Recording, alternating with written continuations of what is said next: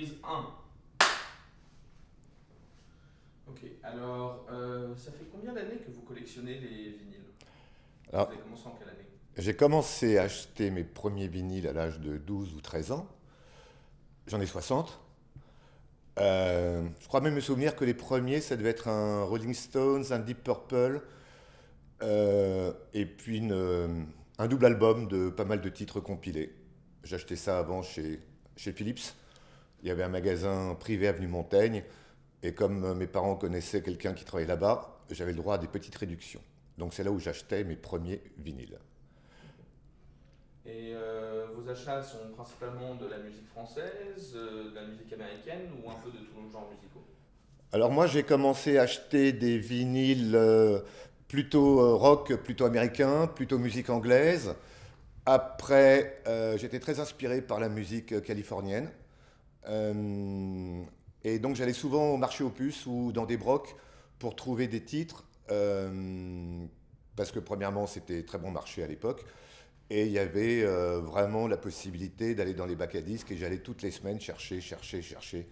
Quand j'avais un truc en tête, je voyais le nom d'un producteur, le nom de musiciens. Même on ne pouvait pas les écouter à cette époque, les disques. Mais voilà, j'achetais direct. Et j'ai eu très peu de mauvaises surprises. Bon, après, j'ai beaucoup acheté aussi de la musique black, de la soul, de la funk. J'étais très inspiré par ça. Et puis c'est vrai que l'évolution de la musique a fait en sorte que je m'adaptais en fonction des styles qui sortaient, après beaucoup plus tard, pour effectivement aller vers d'autres styles de musique. Ok, merci. Juste un truc, si vous faites des réponses avec plusieurs points d'affilée, si possible, est-ce que vous pourriez prendre une pause d'une ou deux secondes D'accord. entre les phrases? Pour la coupe. Comme ça, on peut couper, oui, c'est plus simple pour les points de coupe. Ouais. Je me dis, regarde, si on voit. Valentin, t'entends pas le bruit des griffures? T'as pas entendu les bruits des griffures de chat? C'est pour ça que je voulais percher par le bas, mais au final, je ne pense plus rien. On va en parler Donc on aussi. recommence. Je veux bien, si ça vous dérange pas. Désolé. Euh, Vous pouvoir pas de commencer. bruit là-bas. Miguel, Ouais, pas de bruit s'il te plaît. ok. Je te fais une main. Là, ça va. Ok, alors bon, on va recommencer la question. Désolé. Donc ça fait combien d'années que vous collectionnez la vinyles? Alors je crois que voilà, j'ai commencé à acheter mes premiers vinyles à l'âge de 12 ans, 12-13 ans. J'en ai 60. Donc ça commence à faire un peu, oui, dans le temps, ça commence à faire pas mal d'années. Et donc, oui, la deuxième question. Vous étiez attiré surtout par quel type de musique dans les vinyles? Alors au début, quand j'ai acheté mes premiers, ça devait être, je crois, du rock, musique anglaise, musique américaine. Il y avait du Stones, des Rolling Stones, il y avait Deep Purple. Voilà, c'était mes deux, trois premiers achats, c'était ça. Et puis après, dans le temps, quand le style de musique a un peu changé, je me suis très vite attaché à la musique californienne. Ok. Donc, dans votre groupe d'amis, au fur et à mesure de votre vie, est-ce qu'il y avait beaucoup d'autres personnes aussi passionnées que vous dans ce domaine, ou est-ce que vous étiez plutôt un des plus fanatiques de vos connaissances? Je pense que à travers mes amis à l'époque, je crois que j'étais vraiment un des seuls. On était deux ou trois quand même à bien aimer la musique et acheter des vinyles. Mais enfin, c'est moi qui ai vite développé beaucoup plus vite qu'eux, une grande collection. Et qu'est-ce que vous pensez de tous les jeunes qui commencent à se faire des collections de vinyles depuis 5 à 10 ans? Eh ben, je trouve que c'est très bien parce que Si vous pouvez récupérer la question dans... Désolé. je pense que les jeunes aujourd'hui qui commencent à se faire des collections de vinyles ont compris une certaine chose, c'est que le son vinyle est un son qui est le plus beau son par rapport au son CD, etc. Il y a un son dans lequel on trouve toute la base de la musique. C'est pas un son qui est épuré, c'est pas un son numérique, donc il y a toutes les crêtes et c'est un son, c'est le plus riche. Quand on a évidemment un bon pressage d'un vinyle, une bonne platine et tout ce qu'il faut pour que le son quand même soit bon. Ok. Donc justement, en parlant de ça, pour avoir un setup vinyle la première fois, à l'époque, est-ce que ça coûtait aussi cher pour avoir un système de haute fidélité, ou est-ce que c'est quelque chose qui a vraiment augmenté en prix au fur et à mesure des années? Je pense que les systèmes de son, évidemment, ont beaucoup évolué pour acheter après des amplis qui étaient beaucoup plus chers qu'à mon époque, des platines qui étaient beaucoup plus chères. les enceintes et les haut-parleurs qui étaient aussi beaucoup plus chers de plus en plus.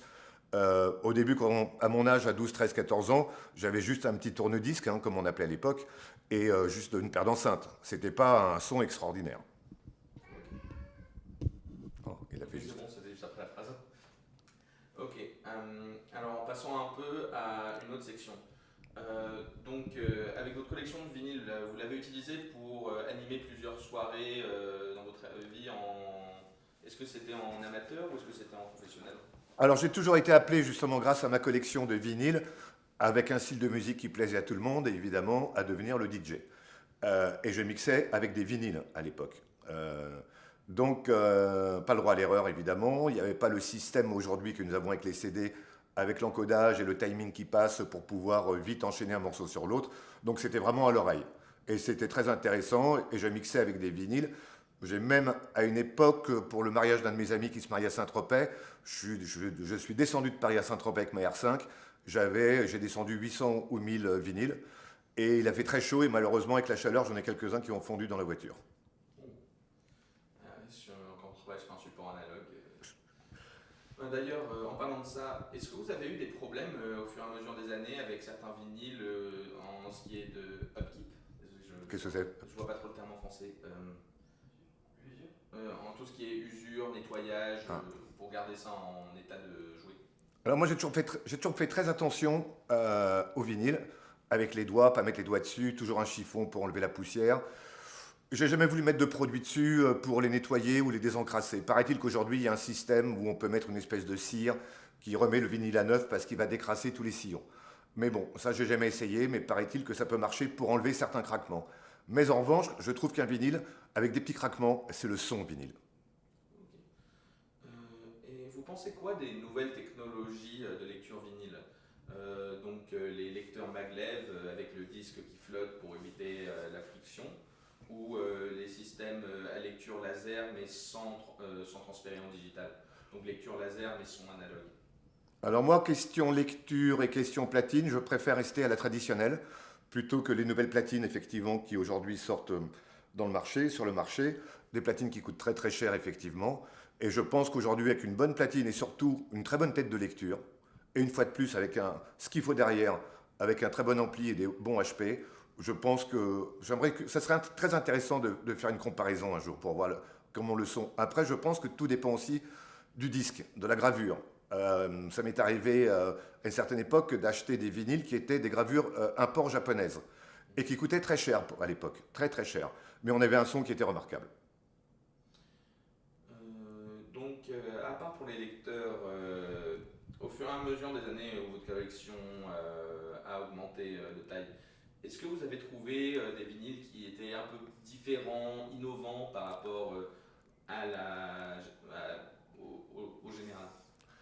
Alors, en termes d'innovation dans les vinyles, en revanche, je sais qu'aujourd'hui, ils font beaucoup de réediting de tous les vinyles, donc beaucoup, ce que vous voyez derrière, qui sont gravés aujourd'hui. Moi, tout ce que j'ai ici, ce sont des pressages d'époque.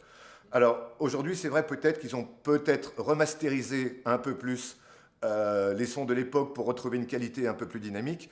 Mais ça, j'ai jamais essayé de racheter un vinyle d'aujourd'hui et pour faire une comparaison avec un vinyle d'époque. Ok. Et donc plutôt, vous nous parliez de la collection Yellow, donc si possible, si on...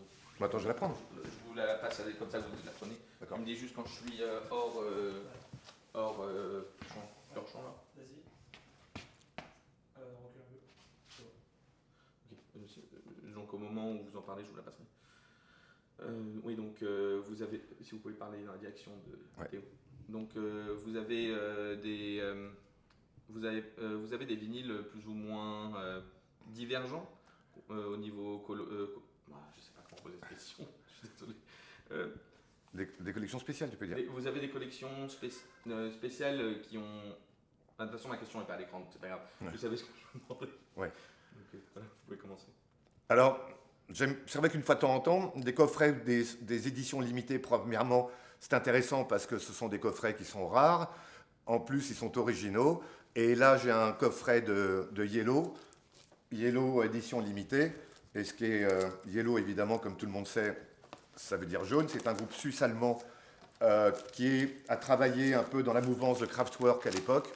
Et leur collection limitée évidemment, ce sont que des maxi vinyles masterisés. Ils sont tous yellow, ils sont tous jaunes. Et je trouve ça très sympa d'avoir des collections comme ça. Merci. Bon, si on pourra faire un gros plan sur les disques jaunes après. Il nous reste combien de temps?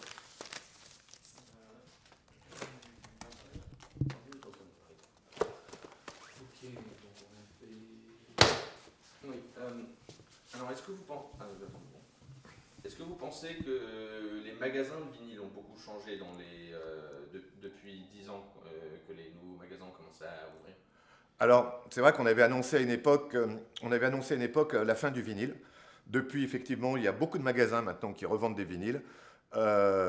Mais bon, comme la Fnac et outre grande surface, même maintenant via Internet, on peut acheter et commander des vinyles.